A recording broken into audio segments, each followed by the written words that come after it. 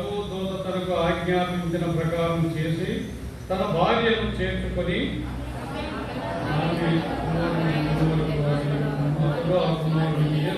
పెట్టాను. ఇప్పుడు 5వ వచనం నేను చదువుతాను. అందుకు వారు యోదయ బేత్లెహేములోనే ఏలయనగా యోదయ దేశపు బేత్లెహేమ, నీవు యోధా ప్రధానులలో ఎంత మాత్రమునో అల్పమైన దానవు కావు. ఇశ్రాయేలును నా ప్రజలను పరిపాలించు అధిపతి నీలో నుండి వచ్చునని ప్రవక్త ద్వారా రాయబడి ఉన్నదని.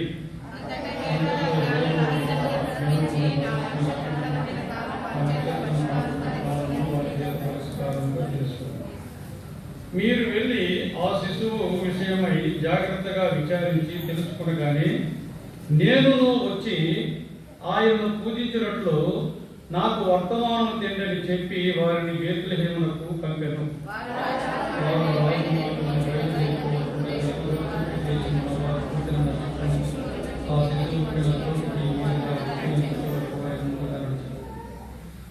వారు ఆ నక్షత్రమును చూచి అత్యానంద భరితులై ఇంటిలోనికి వచ్చి తల్లి అయిన మరియను ఆ శిశువును చూచి సాగిలపడి ఆయనను పూజించి తమ పెట్టెలు విప్పి బంగారమును సాంబ్రాణిని మూలమును కానుకలుగా ఆయనకు సమర్పించేది. చాలు, ప్రార్థన చేద్దాం.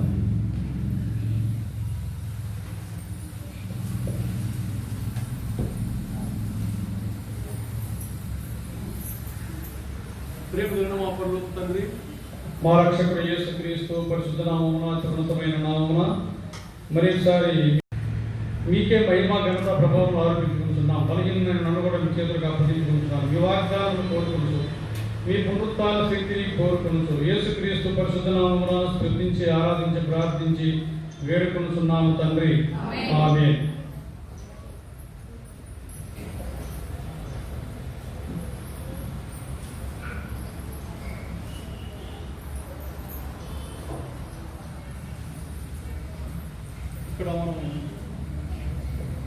ఇక్కడ మనము మరి యేసుక్రీస్తు ప్రభు ఏ విధంగా జన్మించినాడు అనే మాటలు చదువుకున్నాం. పరిశుద్ధాత్మ దేవుడు వ్రాయించి పెట్టాడు.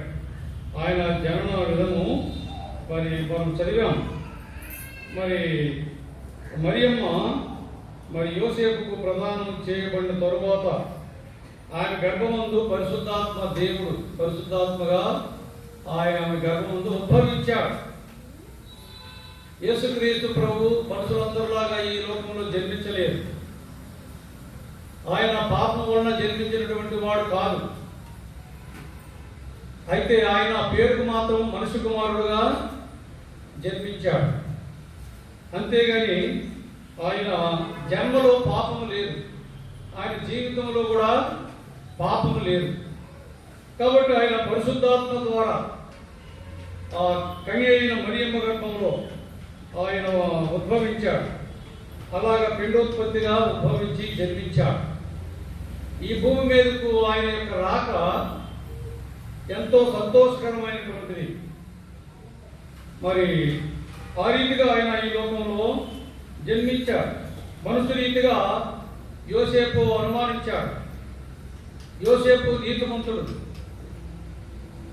అలాగా లోక నింద ఆయన ఆలోచన చేశాడు. అయితే దేవుని దూత చేత స్వప్నం ముందు ఆయనకు కనబడి ఆయన అనుమానమును తీర్చాడు దేవుడు. అలాగా మరి యేసుక్రీస్తు ప్రభు ఈ లోకానికి రావడం జరిగింది. మరి ఆయన గురించి ఇక్కడ వ్రాయబడిన ప్రకారంగా 21వ వచనం, ఆయన యొక్క కుమారుని కొనను తన ప్రజలను వారి పాపం నుండి ఆయనే రక్షించిన కనుక ఆయనకు యేసు అని పేరు పెట్టుదలను. కాబట్టి ఆమె యొక్క కుమారుని కొనను. కాబట్టి మరియమ్మ గర్భం నుండి ఆయన రావడానికి నిశ్చయించుకున్నాడు.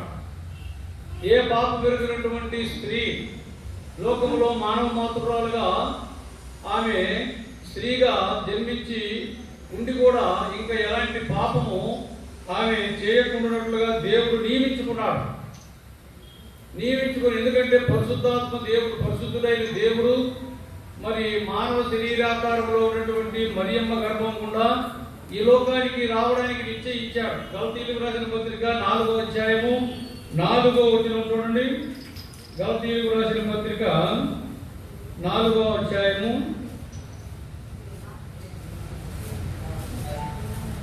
4వ వచనం.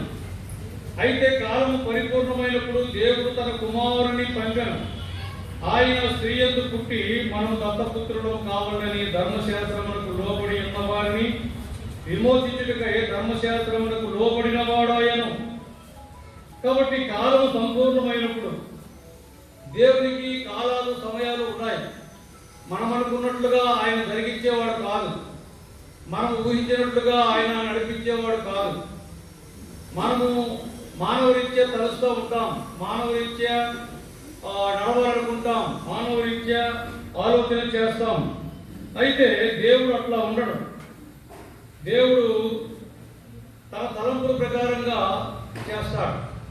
మన తలంపుల కంటే ఆయన తలంపులు ఎంతో ఉన్నతమైనవి. భూమి కంటే ఆకాశం ఎంతో ఉన్నతమైనదో మనకంటే ఆయన తలంపులు అంత ఉన్నతమైనవిగా ఉన్నాయి. కాబట్టి ఆయన కాలం సంపూర్ణమైనప్పుడు, ఇక్కడ పరిశుద్ధాత్మ దేవుడు పౌలు ద్వారా గలతీ సంఘ విశ్వాసులకు పత్రిక వ్రాయించేటప్పుడు పలకబడినటువంటి మాటలు, వ్రాయించేటటువంటి మాటలు. అయితే కాలము సంపూర్ణమైనప్పుడు, దేనికైనా సమయం రావాలి. మనము తొందరపడతాం, ఇది ఇంతట్లో జరిగిపోవాలి, అది అంతట్లో జరిగిపోవాలి అని మనం రకరకాలుగా తలుస్తూ ఉంటాం. అయితే దేవుడు ప్రతిదానికి సమయం నిర్ణయించాడు. సృష్టికర్త అయిన దేవుడు ఆయన ఆదియు అంతమునై ఉన్నాడు. ఆయన అల్ఫయు ఓమెగయునై ఉన్నాడు. ఆయన మొదటివాడు కడపటివాడై ఉన్నాడు. అయినా కూడా ఆయన ఈ భూమి మీదకి రావాలంటే తన సమయంలో తాను రావడానికి నిర్ణయించుకున్నాడు. అందుకే పౌలు ఆ విధంగా రాశాడు. అయితే కాలము సంపూర్ణమైనప్పుడు దేవుడు తన కుమారుని పంపాడు. కాబట్టి కాలము సంపూర్ణమైనప్పుడు అంటే ఆయన సమయము నిర్ణయించబడిపోయినప్పుడు, ఆయన సమయము వచ్చినప్పుడు అని మనం అనుకోవాలి. తగిన సమయంలో ఆయన కుమారుని పంపించాడు. యేసుక్రీస్తు ప్రభు ఈ భూమి మీద జన్మించాడు. ఆయన ఎలా జన్మించాడు, ఎలా వచ్చాడు ఈ లోకంలోనికి? దేవుడు తన కుమారుని పంపెను. మరి ఆయన స్త్రీ యందు పుట్టి, దేవుడు ఏమై ఉన్నాడండి? దేవుడు ఏమై ఉన్నాడు చెప్పరు, మీకు వస్తుంది కానీ చెప్పడం లేదు. ముఖ్యంగా ఆత్మస్వరూపి, తర్వాత ప్రేమస్వరూపి కూడా. ముఖ్యంగా దేవుడు ఏమై ఉన్నాడు? ఆత్మస్వరూపి, ఆత్మయ్య ఉన్నాడు. ఆయన ఎవరికి కనిపించేవాడు కాడు. ఏ మనుషుడు ఎప్పుడు కూడా ఆయనను చూడలేదు, చూడనేరడు కూడా. దేవుడిని దేవుడిగా మానవుడు చూడడానికి దేవుడు అనుగ్రహించలేదు. ఎందుకంటే దేవుణ్ణి మానవుడు చూస్తే మానవుడు బ్రతకడు. ఎందుకంటే దేవుడు అంత గొప్పవాడు. అందుకే ఆయన మనుషు రూపంలో వస్తారు. మనుషుల మధ్యకు మనుషు రూపంలో వస్తేనే మానవుడు చూడగలుగుతాడు. మరి మనుషు రూపంలో మనుషుడిగా వస్తే ఆయనకి ఇచ్చే గౌరవము, మర్యాద మరి ఎవరిచ్చారు? ఇచ్చారా? ఇవ్వలేదు. కాబట్టి దేవుడిగా ఆయన్ని మహిమపరచలేదు, గణపరచలేదు. రోమపత్రిక 1:21 ఉంటుంది. వారు దేవుని ఎరిగి దేవుణ్ణి దేవుడిగా మహిమపరచలేకపోయారు, గణపరచలేకపోయారు. యేసుక్రీస్తు ప్రభువును ఎన్నో రీతిలుగా మాట్లాడారు. అన్నిటికీ ఆయన సహించాడు, వహించాడు. మన కొరకు అన్నిటినీ వహించడానికి, సహించడానికే వచ్చాడు. ఎందుకంటే పాపములకు వచ్చినటువంటి శిక్ష ఎంత ఘోరమైనదో, ఎంత భారభరితమైనదో ప్రభుకే తెలుసు. మానవులకు గ్రహింపు కాదు, మనుషులకు గ్రహింపు కాదు.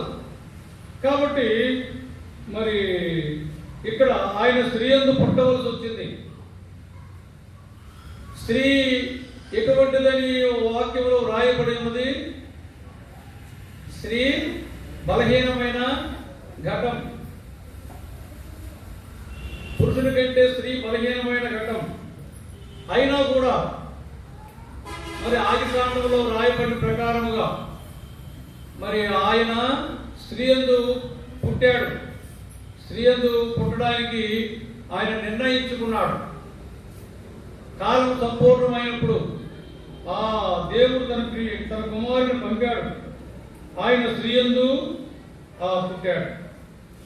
ఆ విధంగా మరియమ్మ గర్భం గుండా ఆయన ఈ లోకానికి వచ్చాడు. అందుకే ఆమె యొక్క కుమారుని కొరకు తన ప్రజలను వారి పాపం నుండి ఆయనే రక్షించును. తన ప్రజలను వారి పాపం నుండి ఆ సృష్టికర్త అయిన దేవుడు, ఆయన ప్రజలు ఆయన మనల్ని సృష్టించాడు. అయితే మానవుడు ఏం చేశాడు? దేవుని ఆజ్ఞను అతిక్రమించాడు. దేవుని యొక్క ఆజ్ఞను ఎప్పుడైతే అతిక్రమించాడో ఆజ్ఞాతిక్రమమే పాపం. పాపం ఏం చేస్తుందంటే మనిషిని దేవుడి నుండి దూరం చేస్తుంది. పాపం ఏం చేస్తుందండి? మనిషిని దేవుడి నుండి దూరం చేస్తుంది. కాబట్టి మనిషి దేవుడికి దూరం అయిపోయాడు. మరణానికి పాత్రుడైపోయాడు. పాపం వలన వచ్చే జీతము మరణం. మరణం అంటే నిత్య నరకాగ్ని గుండం. కాబట్టి మరణం నుండి, అట్టి నిత్య నరకాగ్ని గుండం నుండి నిన్ను నన్ను తప్పించడానికే ఆయన ఈ లోకానికి రావాల్సి వచ్చింది. ఆయన స్త్రీ గర్భం గుండా రావాల్సి వచ్చింది. తర్వాత చూస్తే ఏప్రిల్కి రాసిన పత్రికలో అక్కడ ఒక మాట మనం చదువుతాం.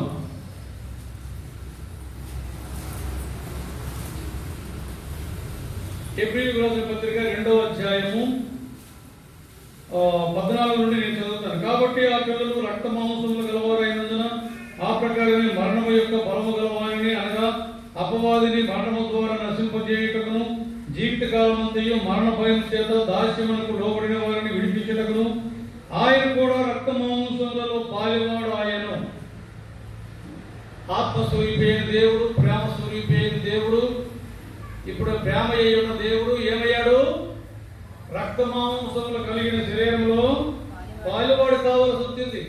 ఎందుకంటే రక్తం చిందించబడకుండా పాపక్షమాపణ కలుగుదని సామాన్యంగా చెప్పవచ్చునని. రక్తం చిందించబడకపోతే పాపానికి క్షమాపణ లేదు. రక్తం కాల్చబడాలి. వేదాల్లో కూడా సెలవేయబడుతుంది. అవి ఇప్పుడు మనం చెప్పుకోము, ధ్యానించుకో, మనకు అవసరం లేదు. కాబట్టి రక్తం చిందించబడకుండా పాప క్షమాపణ లేదు. ఆ రక్తం కాల్చడానికి వచ్చాడు. ఆ రక్తం కాల్చడానికి రావాలంటే రక్త మాంసములు కలిగిన శరీరంలో పాలివాడు కావాలి. ఆత్మస్వరూపైన దేవుడు ఆకారానికి మనుషుడిగా కనబడాలి. ఆకారమునకు మనుషుడిగా కనబడ్డాడు. ఫిలిప్పీలకు రాసిన పత్రిక 2వ అధ్యాయంలో ఉంటారు. అక్కడ చూడండి, ఫిలిప్పీలకు రాసిన పత్రిక 2వ అధ్యాయం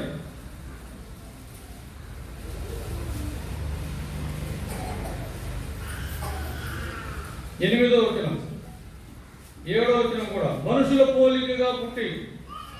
ఎలా పుట్టాడు? మనుషుల పోలికగా పుట్టడానికి ఇష్టపడ్డాడు. మనుషుల పోలికగా పుట్టి దాసుని స్వరూపమును ధరించుకొని. ఎలాంటి రూపం ధరించాడండి? ఆయన రాజు లాంటి స్వభావంతో రాలేదు, రాజు లాంటి ఆకారంతో, రాజు లాంటి జీవితంతో రాలేదు. మనుషుల పోలికగా. ఈ మనుషుడు ఎలాంటి వాడు? దేవుని ఆజ్ఞను తప్పిపోయినవాడు. దేవుని ఆజ్ఞను తప్పిపోయిన చేత ఏమయ్యాడు? ఆయన బట్టి నేల ఏమైంది? శపించబడింది. నేలంతా శపించబడింది. మనుషుడు దేవుని ఆజ్ఞను అతిక్రమించి పాపం చేసిన కారణం చేత ఈ మనుషుడు నడిచే దారిలో గడ్డి కూడా మొలవదు.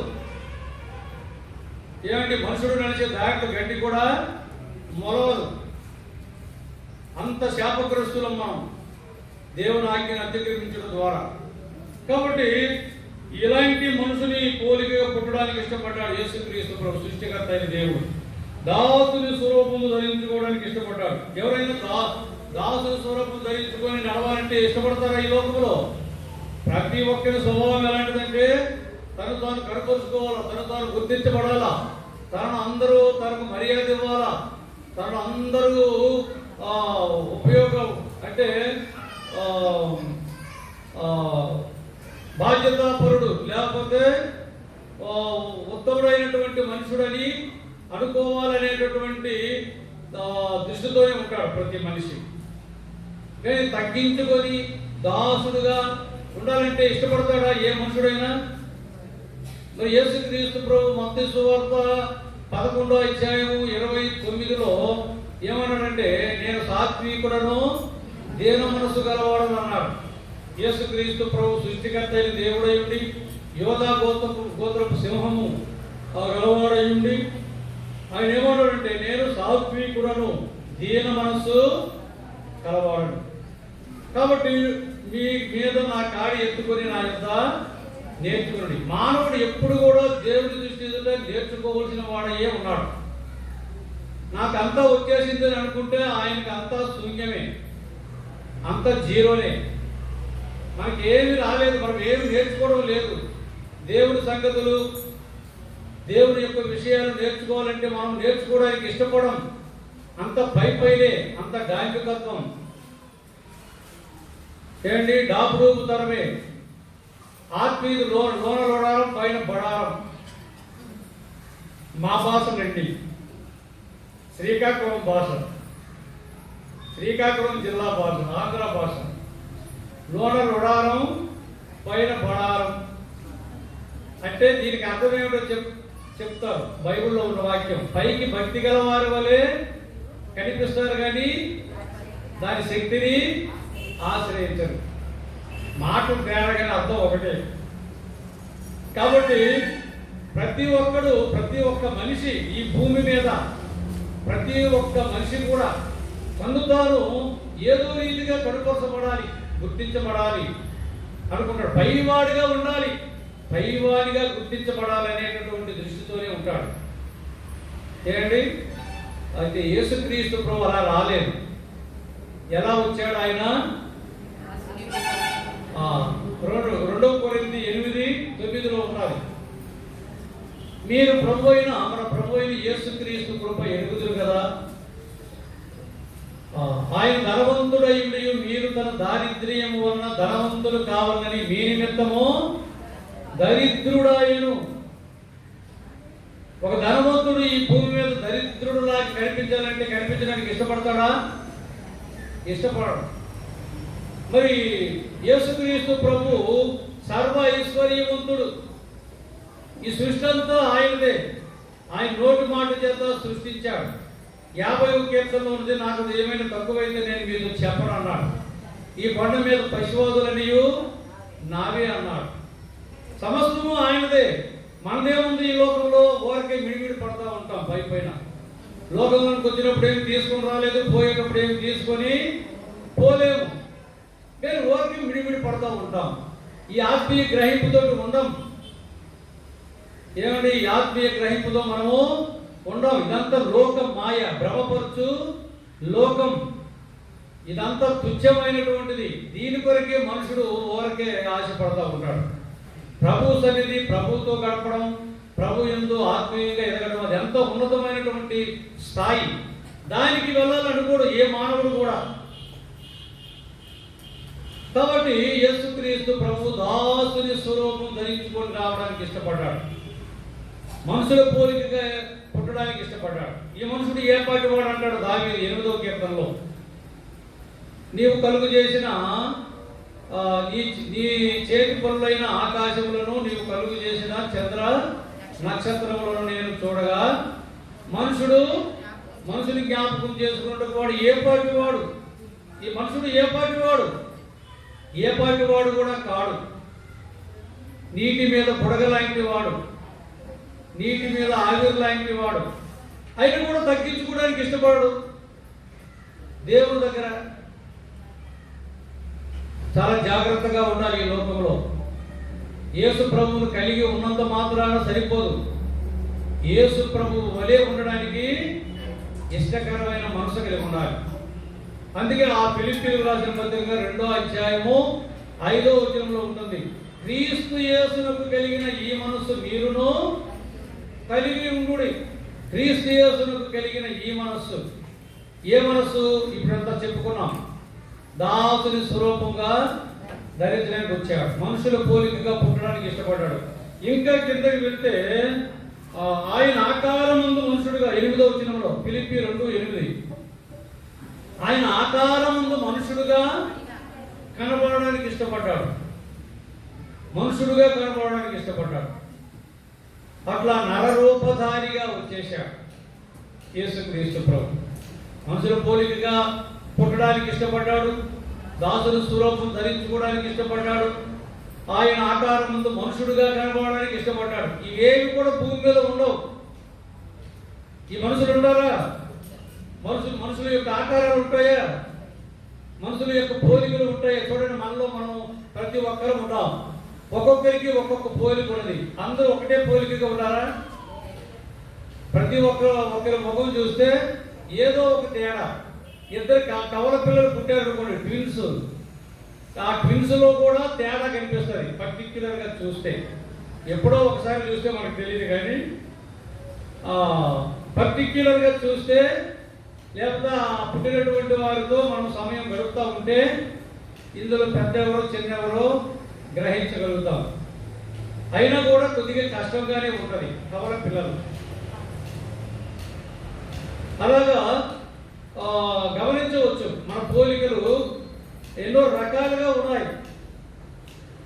అయినా ఈ పోలికలు ఏమైపోతాయి? ఒకనాడు గతించిపోతాయి.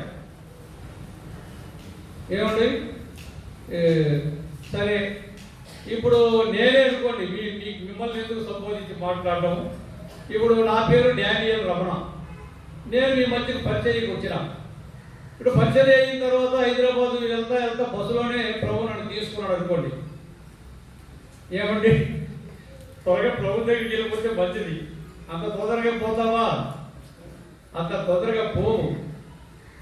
అట్లా బస్సులోనే నన్ను ప్రభు తీసుకున్నాడు అనుకోండి. తీసుకుంటే బస్సులో ఉన్న వాళ్ళు ఏం చేస్తారు? ఈయన ఎవరయ్యా, ఎక్కడికి వచ్చాడయ్యా, తెల్ల బట్టలు వేసుకోండి, క్రిస్మస్ పండుగ ఎక్కడికో క్రిస్మస్కి వెళ్ళినట్టు ఉంది, ఈయన చనిపోయాడు అని ఈయన సంగతి ఎట్లా మనకు తెలియాలనుకుని లోపల బైబుల్ అన్నీ తీస్తారు. బైబుల్ ఉన్న పేరు అన్నీ చూస్తారు. ఈయన హైదరాబాద్ హెబ్రోన్కు సంబంధించినోడు అని ఎట్లానో మొత్తం మీద పోలీసులకు అప్పగించి బాడీని, నా శరీరమును, అంటే ఆత్మ జీవం ఎగిరిపోయినటువంటి ఖాళీ బాడీని ఏం చేస్తారు? హెబ్రోన్కి అప్పగిస్తారు. అక్కడ కూడా మా రక్త సంబంధికులు, తోబుట్టువులు ఎవరు ఉంటే వాళ్ళకి చెప్తారు. ఇక లాస్ట్ అండ్ ఫైనల్ కదా ముఖం చూడటం.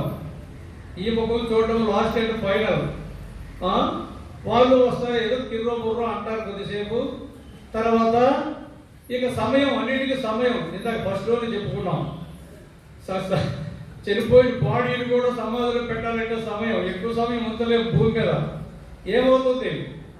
కుల్లి కప్పు కొడుతుంది. ఇది మన శరీరంలో మంచిదనేది ఏమి కూడా లేదు. ఇంత చెమటెక్కిందంటే కూడా వాసనే. ఇదంతా దౌర్భాగ్యమైన శరీరం. అలాంటి శరీరంలోనే ప్రభు నివసించాలని కోరుతున్నాడు. ఈ శరీరం ఏమవుతుంది? కొద్దిసేపటికల్లా అందరూ వచ్చి చూస్తారు. ఎంతసేపు ఉంచుతారా? పెట్టండి, బాక్సులు పెట్టండి, పదండి నారాయణ కూడా సమాధుల తోటకి అంటారు. సమాధుల తోటలో బాగా సమాధి గుంతలో పెట్టేస్తారు, మట్టి కట్టేస్తారు, అందరూ ఇంటికి వచ్చేస్తారు. ఇక నేను క్షణానికి మర్చిపోతాను. నేను మర్చిపోబడతాను. ఇక ఇంకెంతసేపు ఉంటారు? 2 రోజులు 3 రోజులు ఏదో కలుస్తారు. తర్వాత రోజుకి ఏమైపోతాను? నేను అందరి చేత మర్చిపోబడతాను.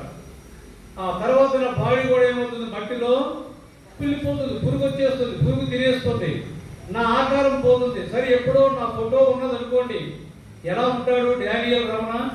చూద్దాం, ఫోటో ఉందండి, ఫోటో అని ఫోటో చూస్తారు. సరే, ఫోటోలో ఎంతకాలం ఉంటాము? ఈ ఫోటోలు కూడా చెమ్మట పట్టేస్తాయి, ముచ్చిపోతాయి. పేపర్లు ఎంతకాలం ఉంటాయి? పేపర్ ఎంతకాలం ఉంటుందండి? ఎక్కువ రోజులు పాత బైబిల్ చూడండి. కొత్తప్పుడు ఎట్లా ఉంటుంది పేపరు? పాత అయిపోయినటువంటి బైబిల్ పేపరు పాత అయిపోయి ఇరిగిపోతూ ఉంటాయి. పేపర్లు కూడా ఊరకనే చిరిగిపోతూ ఉంటాయి. ఇవి కూడా గతించిపోతాయి. ఈ లోకంలో శాశ్వతంగా ఉండేది ఏది కూడా లేదు. కాబట్టి ఇక్కడ మనుషుల పోలికగా పుట్టడానికి ఇష్టపడ్డాడు యేసుక్రీస్తు ప్రభు. దాసుని స్వరూపం ధరించుకోవడానికి వచ్చాడు. ఆకారం ముందు మనుషుడుగా కనబడడానికి వచ్చాడు. కాబట్టి డానియేలు రమణ కూడా మరి ఇక మర్చిపోబడతాడు కొద్ది రోజులు అయిపోతుంది. అంతే మానవుని యొక్క జీవితము, అంతే, అంత భ్రమ, అంత మాయ. దీనికే మనం ఎంతో మురిచిపోతూ ఉంటాం. చూడండి, శాశ్వతంగా ఉండేటటువంటి యుగ యుగములు దేవునితో ఉండేటటువంటి స్థలం, అక్కడికి పోవాలి మనం. కాబట్టి అక్కడికి తీసుకుని వెళ్ళడానికి యేసుక్రీస్తు ప్రభు ఈ లోకానికి అంతగా తగ్గించుకొని వచ్చాడు.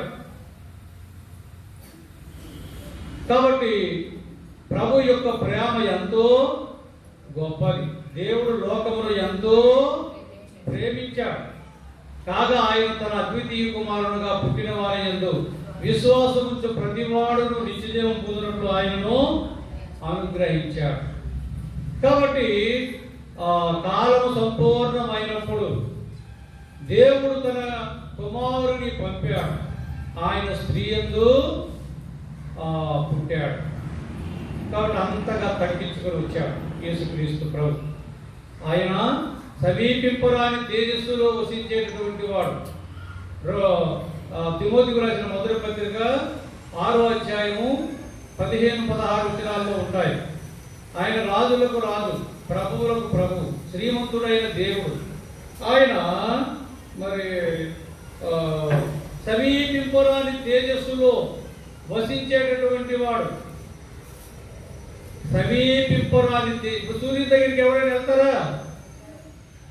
చంద్రుని దగ్గరికి వెళ్ళి వస్తున్నారులేండి. ఎందుకంటే చంద్రుడు అంటే చల్లదనం కాబట్టి వెళ్ళి వస్తున్నారు. అక్కడ కూడా చాలా కష్టం వెళ్ళి రావడం.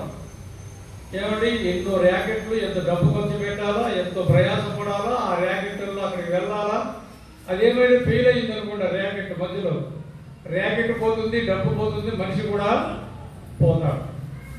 మరి అలాగే సూర్యుని దగ్గరికి వెళ్ళాలని వెళ్తే మధ్యలోనే మసైపోతాడు. ఏమిటి, ధూళి దుమ్మైపోతాడు మనిషి. మనకు సూర్యుని దగ్గరికి వెళ్ళలేరు. మరి దేవుడు కోటి సూర్యుల కంటే ప్రభావం కలిగిన వాడు, అంటే ఎంతో తేజోవంతుడైనటువంటి దేవుడు. ఏమిటి, సమీపింపరాని తేజస్సు, ఎవరు సమీపించలేరు ఆ తేజస్సుని. అంతటి తేజస్సుతో ఉన్నటువంటి దేవుడు, అమరత్వం గలవాడైనటువంటి దేవుడు. ఆయన అంటే మరణము లేనటువంటి వాడు. అయితే మన కొరకు మరణించడానికి వచ్చాడు. రక్తమాంసములు కలిగిన శరీరం ధరించడానికి ఎప్పుడైతే ఇష్టపడ్డాడో ఆయన మన కొరకు మరణించడానికి ఇష్టపడే వచ్చాడు. యేసుక్రీస్తు మరణము ద్వారా మనకు ఏమొస్తుందండి? జీవం వస్తుంది. యేసుక్రీస్తు మరణించకపోతే ఈనాడు నువ్వు నేను ఇక్కడ ఉండేవాళ్ళము కాదు. కాబట్టి ప్రియమైన వారులారా, యేసుక్రీస్తు ప్రభువు ఆమె యొక్క కుమారునికును తన ప్రజలను వారి పాపం నుండి ఆయనే రక్షించిన కనుక ఆయనకు యేసుని పేరు పెట్టబడింది. కాబట్టి అట్లా రక్షకుడుగా ఆయన వచ్చాడు. మరి ఆయన ఎక్కడ జన్మిస్తాడు అనేసి వ్రాయబడిందంటే యోధా బేత్లెహేములోనే, యోధా బేత్లెహేములో ఆయన జన్మిస్తాడని వ్రాయబడింది. ఎందుకంటే నువ్వు యోధా దాంట్లో అల్పమైన దానవు కావు. చూడండి, మీకా గ్రంథం 5వ అధ్యాయం. మీకా ప్రవక్త ద్వారా దేవుడు ప్రవచింప చేశాడు. 2వ వచనం, మీకా గ్రంథం పేజీ నంబరు 766, పేజీ నంబరు 766, 5వ అధ్యాయం 2వ వచనం. చదువమ్మా. బేత్లెహేము ఎఫ్రాతా యోదావారి కుటుంబములలో నీవు స్వల్ప గ్రామమైనను నా కొరకు ఇశ్రాయేలీయులను ఏలబోవాడు నీలో నుండి వచ్చును. పురాతన కాలము మొదలుకొని శాశ్వత కాలము ఆయన ప్రత్యక్షమగుచున్నది చాలు. కాబట్టి బేత్లెహేము ఎఫ్రాతా యోదావారి కుటుంబములలో నీవు స్వల్ప గ్రామమైనను అంటున్నాడు. స్వల్పమైన గ్రామం, చిన్న గ్రామం. అలాంటి గ్రామంలో జన్మించడానికి యేసు ప్రభు ఇష్టపడ్డాడు. చిన్నవారిని ఎవరు లెక్క చేయరు, ఏంటి పేదవారిని కూడా ఎవరు లెక్క చేయరు. తర్వాత అట్లా అల్పంగా స్వల్పంగా ఉన్నవారిని ఎవరు లెక్క చేయరు. కాబట్టి యోధా బేతులెహేము అనే గ్రామము స్వల్ప గ్రామం. ఆ గ్రామములో ఇశ్రాయేలీయులను ఏలుటకు రక్షకుడు పుడతాడు అని ప్రవచనం చేయబడింది మీకా ప్రవక్త ద్వారా. మరి అలాగ పుట్టాడు. అలా పుట్టాడు కాబట్టి ఆ గ్రంథాల్లో వ్రాయబడింది కాబట్టి ఆ తూర్పు దేశపు జ్ఞానులు మరి అట్లా వెతుక్కుంటూ వస్తున్నారు. వెతుక్కుంటూ వచ్చినప్పుడు వాళ్ళు అడిగారు, ఈ మత్తయి సువార్త 2వ అధ్యాయంలో, రాజైన హేరోదు దినముల యందు యోదయ దేశపు బెత్లెహేములో యేసు పుట్టిన పిమ్మట ఇదిగో తూర్పు దేశపు జ్ఞానులు యెరూషలేమునకు వచ్చారు. యెరూషలేమునకు వచ్చి, యూదు రాజుగా పుట్టినవాడు ఎక్కడ ఉన్నాడు? తూర్పు దిక్కున మేము ఆయన నక్షత్రము చూసి ఆయన పూజింప ఉచితమని చెప్పారు. ప్రవచనానుసారముగా యేసుక్రీస్తు ప్రభువుని, ఆయన రక్షకుడు పుట్టబోతున్నాడు, మెస్సియా పుట్టబోతున్నాడు, అభిషిక్తుడైన దేవుడు, ఇశ్రాయేలీయులను ఏలబోవాడు పుట్టబోతున్నాడు యోధా దేశంలో బేత్లెహేము గ్రామంలో అని వాళ్ళు వెతుక్కుంటూ ఆ యొక్క యెరూషలేము పట్టణానికి వచ్చారు. వచ్చి అక్కడ అడుగుతుంటే అక్కడ ఈ హేరోదు రాజు కలవరపరచబడుతున్నాడు. ఎందుకంటే ఆయన రాజు కదా, నాకంటే మించిన రాజు ఎక్కడ పుట్టాడు, నా తర్వాత ఆయన రాజు అవుతాడేమో అనేటటువంటిది అప్పుడు ఆయనలో ఏర్పడింది. అయితే యేసుక్రీస్తు ప్రభు రాజ్యం ఈ లోక సంబంధమైనది కాదు. ఈ లోక సంబంధమైనది, నా రాజ్యం ఈ లోక సంబంధమైనది కాదని ఎవరితో చెప్పాడు యేసుక్రీస్తు ప్రభు? కాదు, పిలాతుతో చెప్పాడు. తప్పేమి లేదు, మార్పులేమి రావు, కానీ పిలాతుతో చెప్పాడు, నా రాజ్యం ఈ లోక సంబంధమైనది కాదు. తర్వాత ఇంకొక మాట కూడా చెప్పాడు పిలాతుతో యేసు ప్రభు, నేను సత్యమును గూర్చి సాక్ష్యం ఇచ్చుటకు వచ్చాను. కాబట్టి ఆయన సత్యవంతుడైన దేవుడు. కాబట్టి ఆయన రాజ్యము ఈ లోక సంబంధమైనది కాదు, ఇహ సంబంధమైనది కాదు, పర సంబంధమైనటువంటి రాజ్యం, పరలోక రాజ్యం అని అన్నారు. అందుకే ఈ ఇహలోక సంబంధమైనటువంటివన్నీ ఇవేమైపోతాయి? గతించిపోతాయి. ఈ భూప్రపంచాలన్నీ గతించిపోతాయి. అయితే ఆయన రాజ్యము శాశ్వత రాజ్యం, నిశ్చలమైనటువంటి రాజ్యం. నిశ్చలమైన రాజ్యం అని వ్రాయబడింది ఒక దగ్గర, చెప్పగలుగుతారా? హెబ్రీయులకు రాసిన పత్రిక 12వ అధ్యాయము చూడండి.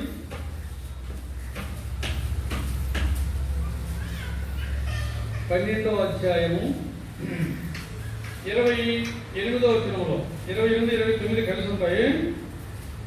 అందువలన మనము నిశ్చలమైన రాజ్యమును పొంది దైవ కృప కలిగి ఉందాము అంటున్నాడు. నిశ్చలమైన రాజ్యము పొంది అంటే సిద్ధపరచబడుతున్నది నిశ్చలమైన రాజ్యం. ఆ రాజ్యానికి చలనం అనేది లేదు, అది ఎన్నడూ కదిలింపబడదు. ఈ లోక రాజ్యాలు, ఈ భూలోక రాజ్యాలు, ఈ భూలోక ప్రపంచాలన్నీ ఇవన్నీ గతించిపోతాయి. ఒక సమయం రాబోతుంది. ఏమంటే ఆకాశంలో కాగితపు చుట్టవలే చుట్టబడిపోతాయి. వికృతమైన వేగంతో పంచభూతములు లయమైపోతాయి. కానీ యేసుక్రీస్తు రాజ్యము నిశ్చలముగా నిలిచేదిగా ఉంటుంది. ఆ రాజ్యంలో నీవు నేను ఉండాలని, ఆ రాజ్యంలో ఆయనతో పాటు సదాకాలము మనం ఉండాలని, ఆ రాజ్యానికి వారసులుగా చేయడానికి ఆయన మనలందరినీ ప్రేమించి ఆయన తను తాను తగ్గించుకొని ధనవంతుడైన ఆ దేవుడు దరిద్రునిగా పుట్టడానికి ఇష్టపడ్డాడు. మరి దరిద్రుడిగా ఎలా పుట్టాడు? పశువుల పాకలో జన్మించాడు. పశువులు తినే గడ్డి తొట్టిలో పరుండు పెట్టబడ్డాడు. సృష్టికర్త అయిన దేవుడు జన్మిస్తే అలాగా, ఈ లోకంలో రాజులు జన్మిస్తే ఎలాంటి గృహాలలో, రాజగృహాలలో బంగారుపు తూగు బియ్యాలలో ఊగేటటువంటి విధానంలో జన్మిస్తున్నారు, రాజగృహములలో జన్మిస్తున్నారు ఈ లోకపు రాజులు, రాజకుమారులు. మరి రాజులకు రాజు, ప్రభువులకు ప్రభువు, శ్రీమంతుడైన దేవుడు ఎక్కడ జన్మించాడు? పశువుల పాక దరిద్రుడుగా జన్మించాడు. ఏ దిక్కులేనటువంటి దిక్కుమాలిన వాడుగా జన్మించాడు. సామాన్యమైనటువంటి పేద కుటుంబంలో స్త్రీ అయినా తన కాన్పు సమయమున ఒక రూములో ఒక మంచము, ఒక పడక మంచిగా సిద్ధం చేసి ఆ మంచం మీద కాన్పు చేస్తుంది. మరి యేసుక్రీస్తు ప్రభు జన్మించినప్పుడు మరియమ్మ అలాంటి కాన్పు చేయలేకపోయింది, అంటే లేఖనానుసారముగా. కాబట్టి ఆయన దరిద్రుడుగా పుట్టడానికి ఇష్టపడ్డాడు. ధనవంతుడైన దేవుడు మీ నిమిత్తము దరిద్రుడాయను, మా నిమిత్తం దరిద్రుడయ్యాడు. మనల్ని ధనవంతులుగా చేయడానికి. ఎలాంటి ధనవంతులు చెప్పండి? ధనవంతులు అంటే ఎలాంటి ధనవంతులు? ఈ లోకంలో కోటి లక్షాధికారులు, కోటీశ్వరులు, బిలియన్స్ ఆస్తిపరులు, ధనవంతులు అలా చేయడానిగా? ఆత్మీయ ధనవంతులుగా. ఏమైతే దేవుని నుండి ఆదామవ్వలు ఇది దినమున మీరు సత్యదరని చెప్పాడో, ఆ తిన్న దినమున వాళ్ళు ఏ విధంగా ఆత్మీయంగా మరణించారో, ఆత్మీయంగా దరిద్రులైపోయారో, ఆత్మీయంగా దేవునికి దూరం అయిపోయారో, ఆ ఏదేను తోటలో నుండి వెలివేయబడి తొలగించి వేయబడిపోయారో, ఆ ఏదేను తోట చుట్టూ ఖడ్గజ్వాలను దేవుడు ఎలా పెట్టేశాడో, ఆ ఆత్మీయ దరిద్రత నుండి తిరిగి యేసుక్రీస్తు ప్రభువునందు ఆత్మీయ ఐశ్వర్యమైనటువంటి ఆత్మీయ స్థానంలోనికి మనం రావాలని. అందుకే దావీదు ఒక దగ్గర అంటాడు, దేవా నేను ఎక్కలేనంత ఎత్తైన కొండపైకి నన్ను ఎక్కించమంటే దాని అర్థం ఏమిటి? మీ జగిత్యాల చుట్టుపడి గుట్టలు కనిపిస్తున్నాయి, కొండలు. ఏమిటి? ఆ కొండలు కాదు. ఏ కొండ? ఆత్మీయ కొండ, రక్షణ కొండ. ముందు రక్షణలోనికి రావాలి, తర్వాత ఆత్మీయంగా ఎదుగుతూ పోవాలి, పైకి పోవాలి. మొదటి మెట్టు దగ్గరే ఉండాలని కాదు. కాబట్టి నేను ఎక్కలేనంత ఎత్తైన కొండపైకి నన్ను ఎక్కించమని దావీదు యొక్క ఆశ చూడండి ఎట్లా ఉన్నది. దావీదు అలాంటి మనుషుడే. ఆయన పెద్ద పుడికితనం కలిగిన వాడు కాదు. అయితే చిన్నతనం నుండి, చిన్న ప్రాయం నుండి దేవుని యందు భయభక్తులు కలిగి జీవించాడు. అందుకే దేవుడు వాడుకోగలిగాడు. ఆయనకు అలాంటి తలంపులు, ఆలోచనలు ఉన్నాయి. ఆయన కూడా తప్పిపోయిన స్వాభావికుడే, తప్పిపోయాడు కూడా.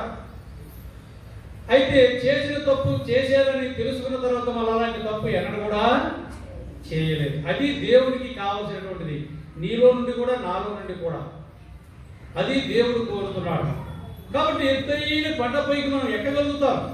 అయితే మనలో కోరిక ఉండాలి, ఆ ఉన్నత ఉద్దేశం ఉండాలి, ఆ ఆశ ఉండాలి.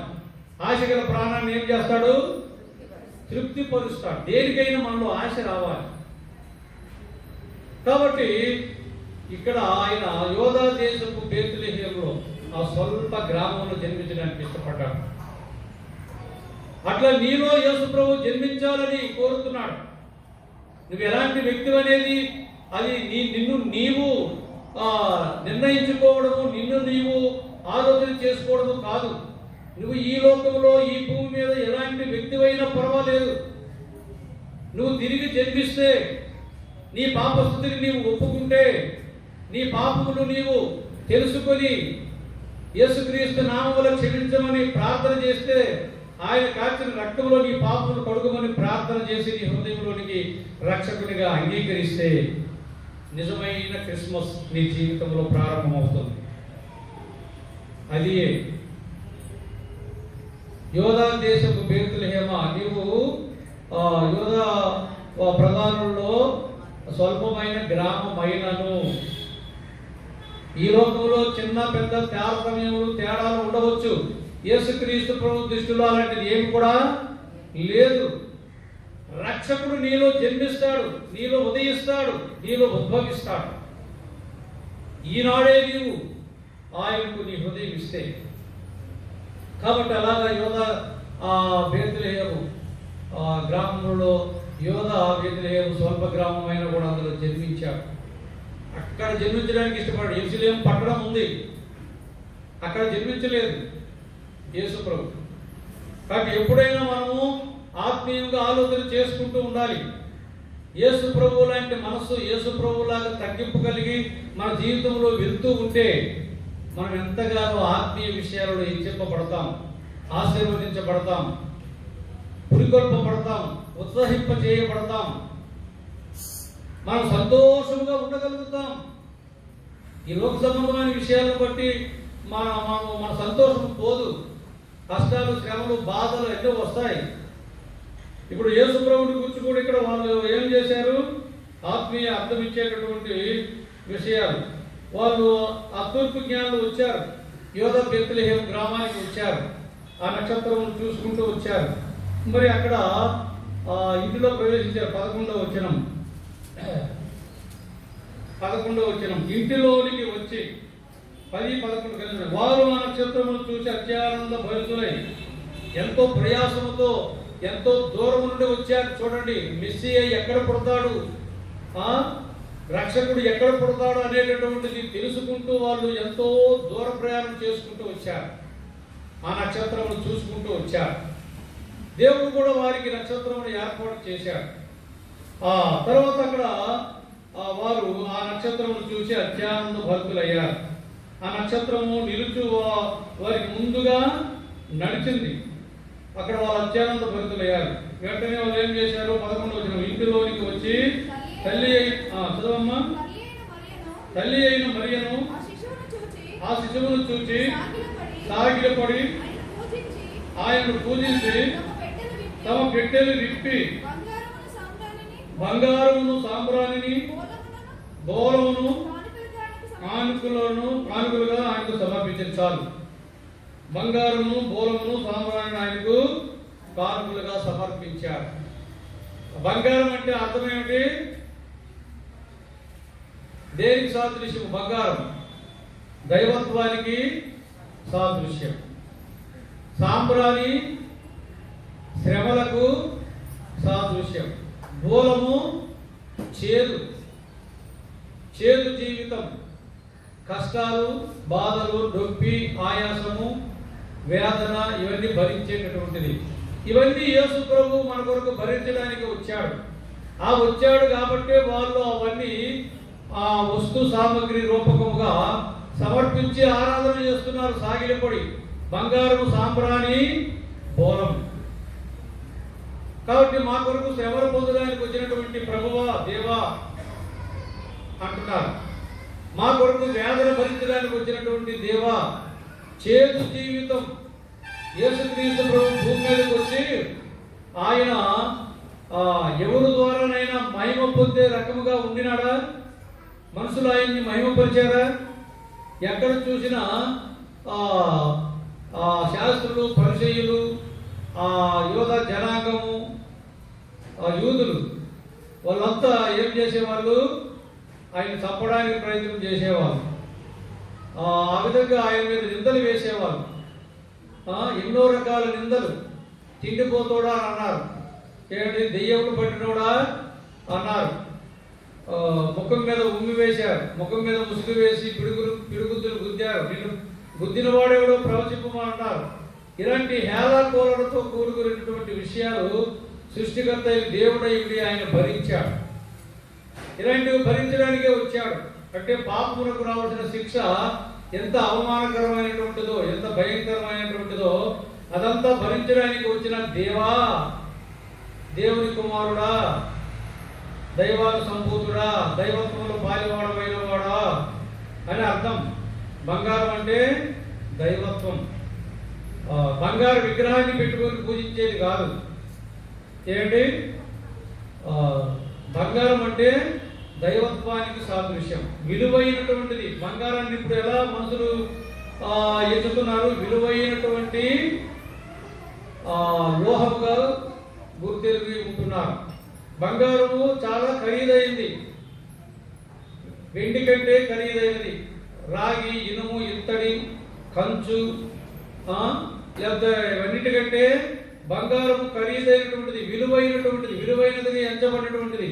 కాబట్టి విలువైనటువంటి వాడు యేసుక్రీస్తు ప్రభు. కాబట్టి ఇవన్నీ వాళ్ళు సమర్పించారు, ఆరాధన చేశారు. అలాగా వాళ్ళు ప్రభువుని ఘనపరిచారు. ఇక్కడికి ముగించేస్తున్నాను, ఎందుకంటే టైం అయిపోతుంది. ఇప్పుడు మనం ఆరాధనలోనికి వెళతాం.